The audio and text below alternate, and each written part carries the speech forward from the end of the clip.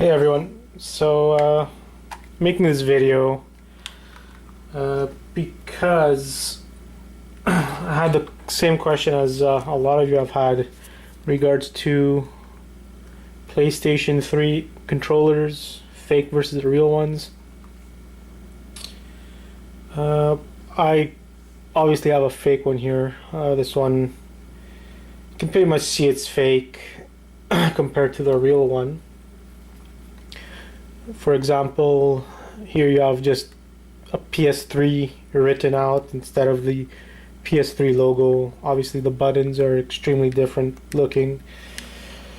On the back, the label is very different, a lot less information compared to the real one.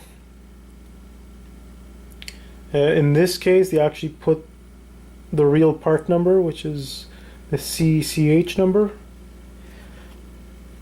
You can see it's the same as this real one, but a lot of times the fake one doesn't have the real part number. But like you can see, the labels are very different.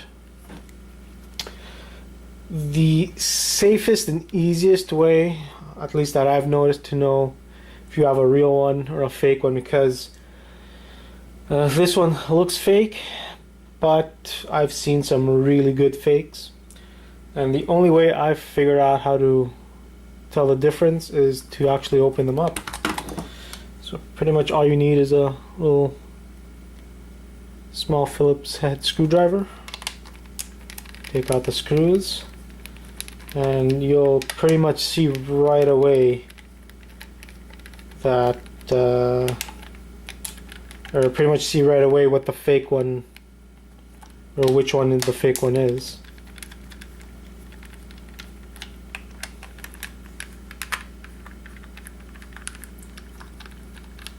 So let's crack this fake one open.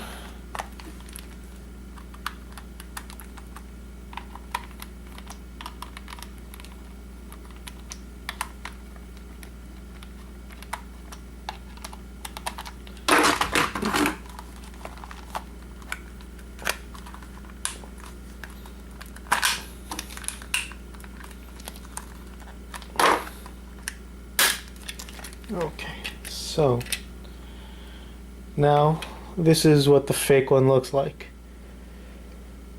Everything looks cheap. Little simple board with the battery being glued to the actual board. Everything looks extremely cheap and fake. Surprisingly, this is one of the better ones that I've seen. I've seen thick ribbon cables with brown boards and all of that, so this is the fake one. Now the real one, you'll notice that the battery is not glued to anything. That's the first thing you'll notice.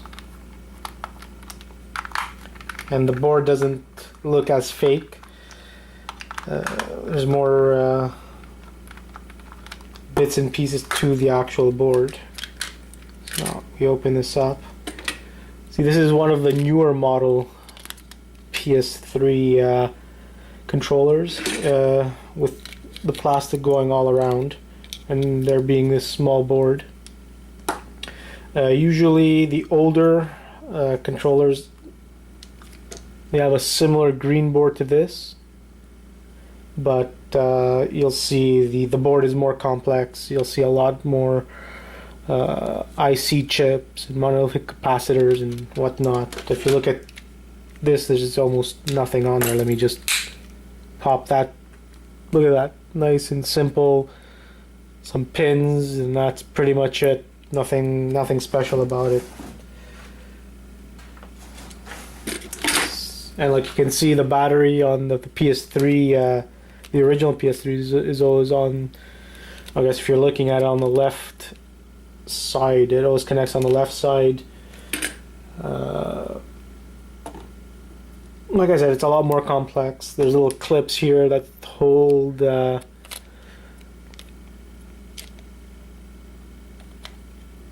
the whole little motors for the rumble pack. This one is just kind of like there. It's kind of like you pop it out, pop it back in, simple.